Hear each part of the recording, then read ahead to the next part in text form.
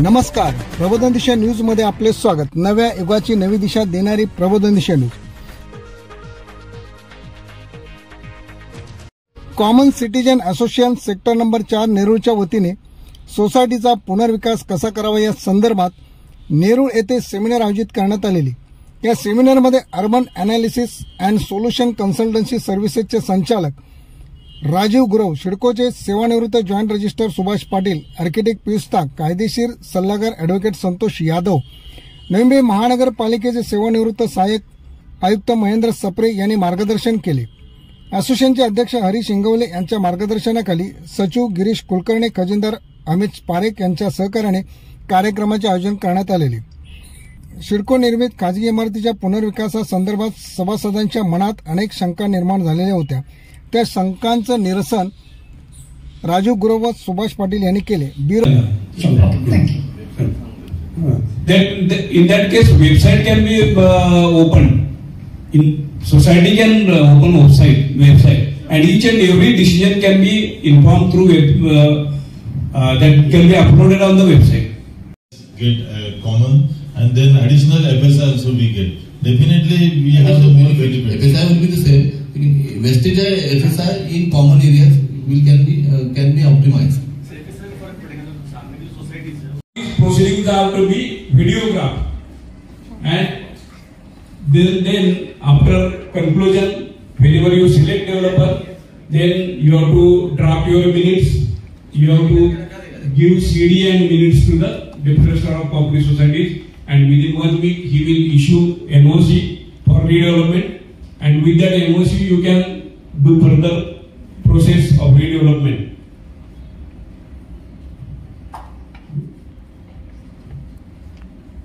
These are the documentation after approval of developer, minutes of the meeting of SGM, video recording of procedure, consent on 100 rupees stamp paper, quorum or not. If suppose 100 members, then 67 members are really present or not. And he will check your identity also, identity card, photo identity, and then only you will be allowed in the meeting. Otherwise, the members who are not members, that is non-members, will not be allowed in the meeting because proxies are not allowed. Then the meeting is conducted further, and this developer is to be selected. Then only he will ascertain each and every member who is giving vote in favor of a developer, particular developer. If suppose you are selecting developer A, then he will ask each and everyone before the video camera that stage. Second stage है जहाँ पे आपका developer on board आ गया, उसके बाद में planning, designing, licensing, approvals of all various authorities and the final sanction of the plan. And third is execution of project, जहाँ पे quality control, quality management, timeline management ये सब किया जाता है। तो ये 3 फेजेस में कंसल्टेंसी सर्विसेज हमें रिक्वायर रहती है। First and third is very much important for a society. Second, the PMC can provide this services, और otherwise if you have selected a developer may have his own team of planning, designing. So in that case, PMC's architect will check on the behalf of the society whatever plan he has prepared. So these are the stages in which various consultancy services has been done by the PMC. Next. So detailed scope of work है ये, project starting से लेके legal documentation, consultancy services. Next, technical assistance for planning and approvals. Next, project management consultancy services during the construction period. Quality management है, timeline follow करना है, review meeting है, day to day checking है, test of material है, test of samples of material है, then completion of project as per the schedule. Next, architectural consultancy services जहाँ पे building plan prepare किए जाते हैं एंड देन एनएमएमसी में सबमिट होने के बाद वो अप्रूवल मिलता है। स्ट्रक्चरल कंसल्टेंसी जहाँ पे बिल्डिंग के जो आरसीसी एलिमेंट्स है वो स्ट्रक्चरल कंसल्टेंट डिजाइन करते हैं। नेक्स्ट, एमईबी मतलब मैकेनिकल, इलेक्ट्रिकल, प्लम्बिंग सर्विसेज के लिए भी कंसल्टेंट रहते हैं। फायर कंसल्टेंट रहते हैं जो फायर रेगुलेशंस, फायर नॉर्म्स है वो अकॉर्डिंग टू दैट जो प्रोविजंस हमको करनी है, for that fire consultants are required. Environment consultancy services, if the project construction area is more than 2 lakh square feet. So it is mandatory to take the environment clearance from the government of Maharashtra. There are 2 committees. They will give the clearance. That clearance has been called as the environment clearance. So for that you have to appoint an environment consultant. These are all the consultants work on the behalf of the PMC. Next. So थोड़ा particular हमारा area जो है, and according to that what regulation UDCPR regulation will applicable for our project, that we will brief here. Next.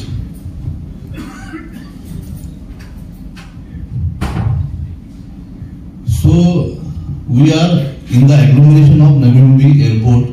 So यहाँ पे building height define करेगा Airport Authority of India. Right from Panvel, Belapur to Airoli, there are different permissible top elevations that has been sanctioned by Airport Authority of India.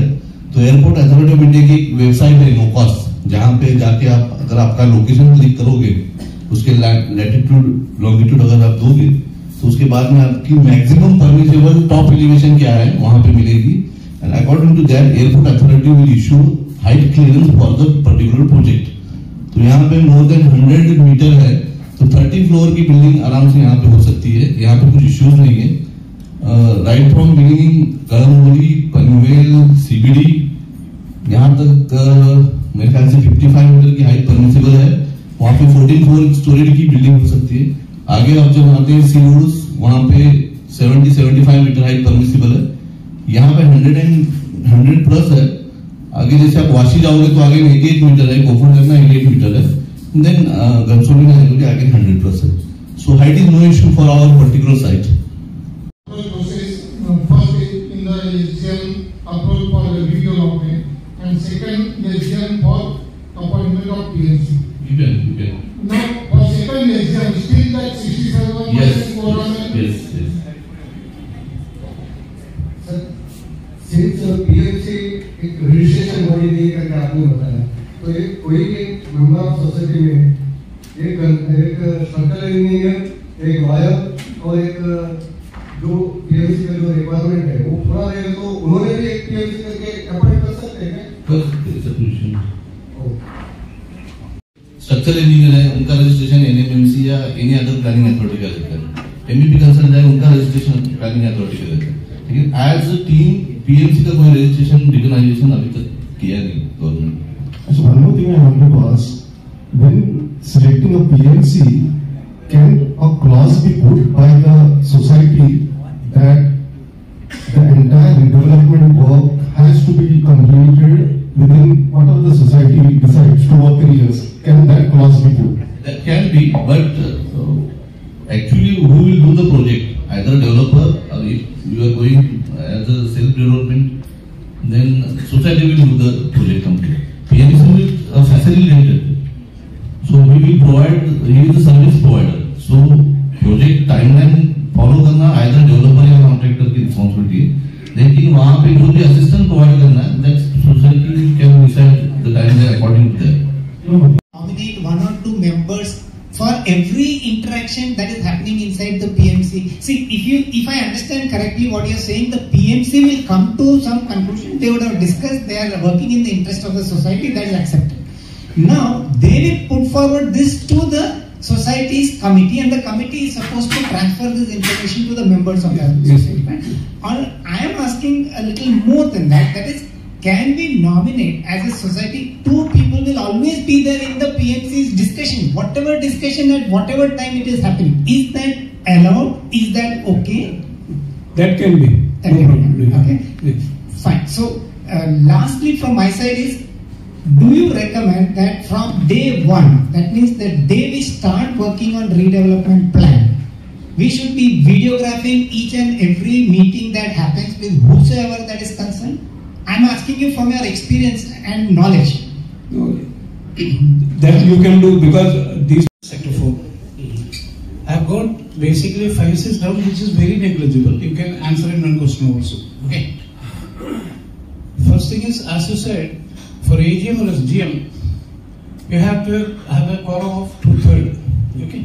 But normally, maybe for other things, AGM and SGM, after, if the quorum is not sufficient, they adjourn for half an hour and then carry the procedures. That is one. Yeah. Is it valid? No, for these 2 meetings, it is not valid. Okay, fine. Now, Adams has brought a mandatory rule of auditing the buildings recently. Structural audit. Structural auditing, it has been made mandatory. Okay. Yeah.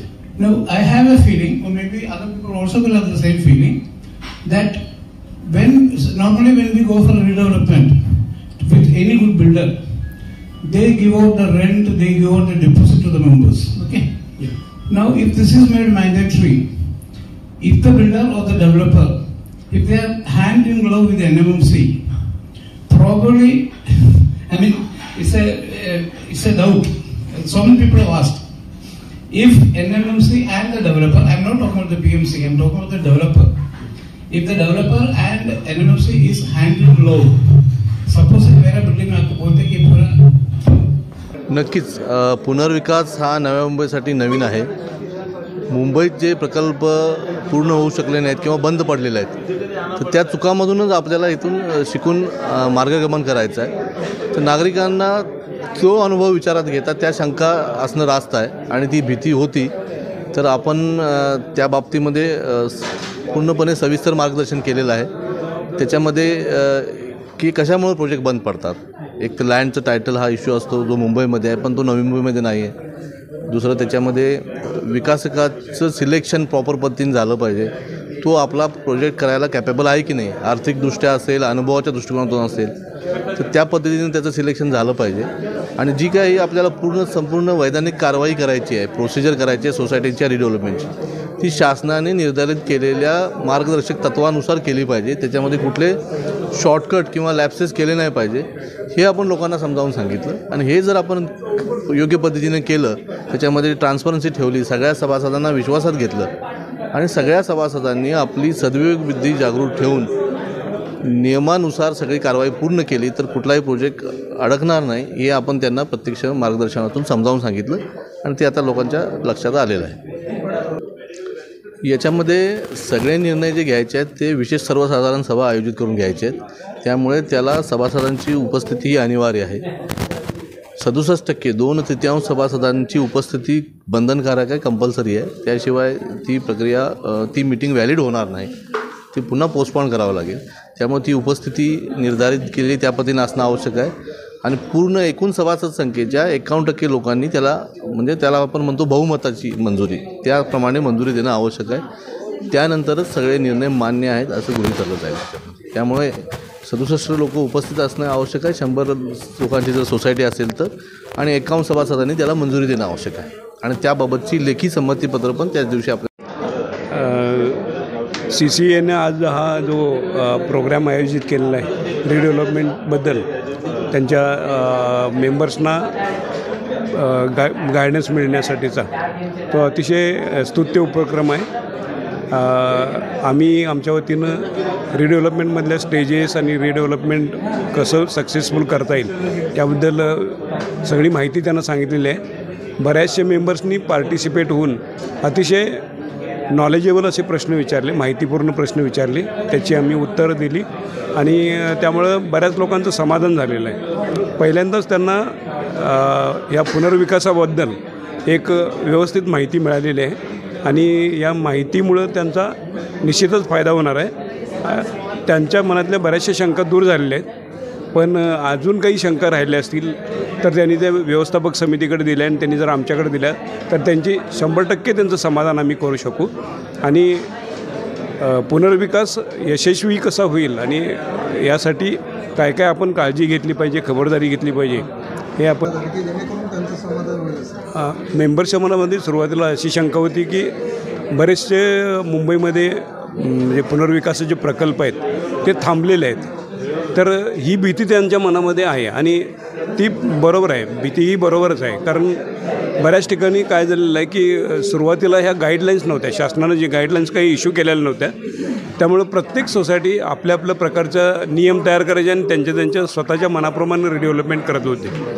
तर पण आता शासनानं 4 जुलै 2019ला व्यवस्थित guideline issue केलेले आहेत आणि एक procedure set करून दिलेलं आहे. एक प्रक्रिया कशी करायची, काय करायची याचं संपूर्ण त्या विवेचन त्या याच्यामध्ये झालेलं आहे. त्यामुळं काय होतं की प्रत्येक सोसायटीला हे फॉलो करायला लागतं. त्यामुळं सगळ्यामध्ये युनिफॉर्मिटी आलेली आहे. ह्या युनिफॉर्मिटी हे आलेलं आहे आणि आपल्याला बऱ्याचशा मेंबर्सनी प्रश्न याच्याबद्दल विचारलं, जनरल बॉडी कशी बोलवायची, जनरल बॉडीला कोरम कसा लागेल, त्यांची मेजॉरिटी कशी काउंट करायची, एकूण मेंबरच्या म्हणजे संख्येच्या प्रमाणात करायची की हजर असलेल्या सभासदांच्या प्रमाणात करायची, तर ही जनरल बॉडी तहकूब करता येते काय, या आणि अशा फिजिबिलिटी रिपोर्ट म्हणजे काय, डेव्हलपर सिलेक्शन करतेवेळी कसं करायला पाहिजे, काय काय काळजी घेतली पाहिजे, नंतर बँक गॅरंटीबद्दल किंवा त्यांना मिळणाऱ्या एक्स्ट्रा एरियाबद्दल, ॲडिशनल एरिया जो मिळणार आहे तो कसा मिळणार आहे,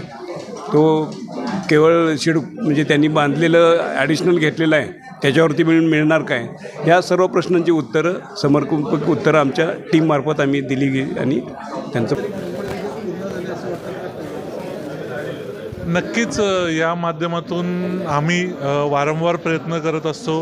तर या संस्थेने जो पुढाकार घेतलेला आहे तो खरंच सराहनीय आहे. कारण आम्ही आमच्या लेवलला सुद्धा असे सेमिनार जसं आम्ही ऐरोलीत घेतले होते, वाशीला MGM कॉम्प्लेक्समध्ये घेतले होते, जेणेकरून लोकांना रिडेव्हलपमेंटच्या बाबतीत जी एक भीती आहे ती भीती असण्याचं कारण असं आहे की मुंबईला जे लोकांनी एक्सपिरियन्स केलेलं आहे तेवढीच लोकांना माहिती आहे, परंतु कायद्यात जी नवीन सुधारणा आलेली आहे त्या सुधारणेच्या याच्यामध्ये आता एक रूल सेट आउट झालेला आहे आणि ज्या काही अडचणी होत्या त्याच्यामध्ये कोर्टात जाऊन कोर्टाच्या माध्यमातून आणि शासनाच्या माध्यमातून त्यामध्ये एक मार्गदर्शक तत्त्व आलेली आहेत. बरेचसे म्हणजे हायकोर्टाचे सुद्धा गाईडलाईन्स आलेले आहेत. त्याच्यामुळे आता तीच परिस्थिती राहिलेली नाही. त्याच्यामुळे आता रेरासारखा कायदा आलेला आहे, त्यामुळे सुद्धा इनडायरेक्टली या रिडेव्हलपमेंटला प्रोटेक्शन मिळालेलं आहे. फक्त आमचा एक या माध्यमातून नव्या मुंबई ही एक वेल प्लॅन सिटी आहे आणि ती वेल प्लॅन आता परत एक पुनर्जन्म घेत असल्यासारखं आहे त्या या रिडेव्हलपमेंटच्या माध्यमातून. तर ती परत त्याच्यापेक्षाही चांगली व्हावी हा आमच्या कंपनीचा दृष्टिकोन आहे. त्यामुळे आम्ही लोकांमध्ये जनजागृती करून ही जी भीती आहे ती काढून टाकून कसं जास्तीत जास्त चांगलं लोकांचं हित साधता येईल त्या दृष्टिकोनातून आम्ही प्रयत्न करत आहे. लोकांना जास्तीत जास्त फायदा मिळण्यासाठी आम्ही बऱ्याचशा सोसायट्या 4-4, 5-5 सोसायट्या अमलगमेशन करून त्या एकत्र त्याचं रिडेव्हलपमेंट करत आहोत.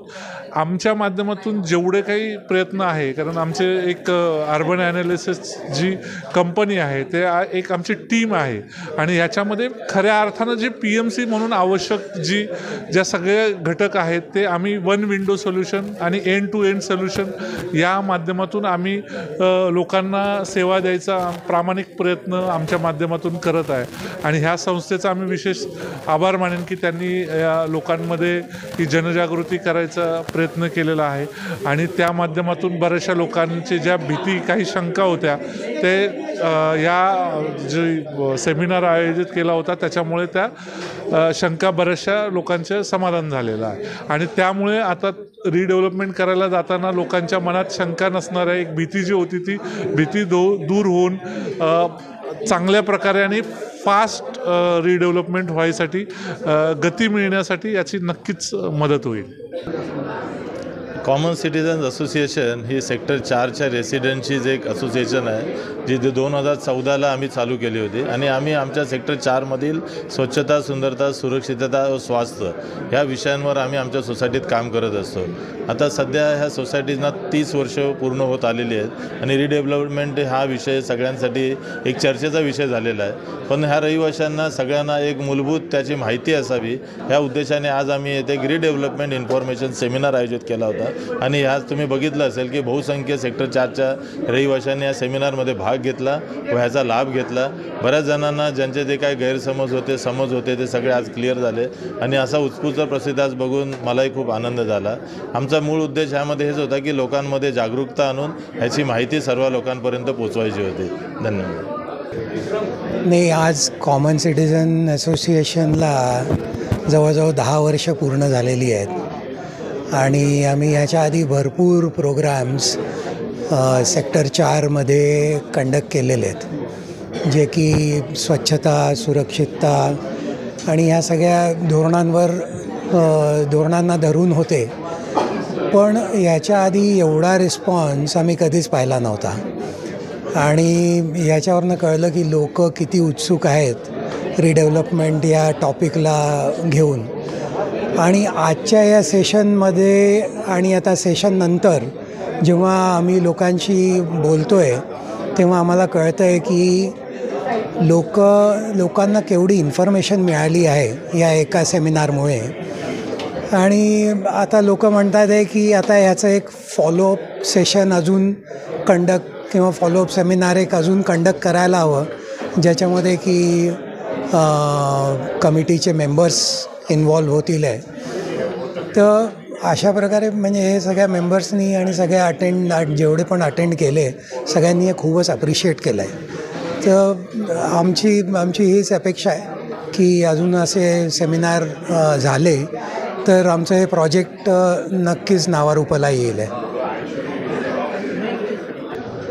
हा जो रिडेव्हलपमेंटचा प्रश्न होता हा आमच्यासाठी फार महत्त्वाचा होता, कारण आता मी एका सोसायटीचा 20 वर्षापासून चेअरमन आहे आणि ओनर्स ग्रुपवरती नेहमी या रिडेव्हलपमेंटवरती कुठला तरी एखादा बिल्डर क्लिप पाठवायचा आणि त्याच्यावरती मग आमचा आम्ही काही सोसायटींचे जे ग्रुप बनवलेले आहे त्या ग्रुपवरती ते एवढं सारं डिस्कशन चालायचं आणि त्याच्यामध्ये मग भलतंच कोणीतरी एखादा क्युरी काढायची किंवा एखादा पॉझिटिव्ह असेल तर मग त्याला निगेटिव्ह टाईपचं असं एखादं उत्तर मिळायचे आणि त्याचे दररोज भांडणं व्हायचे त्याच्यावरती.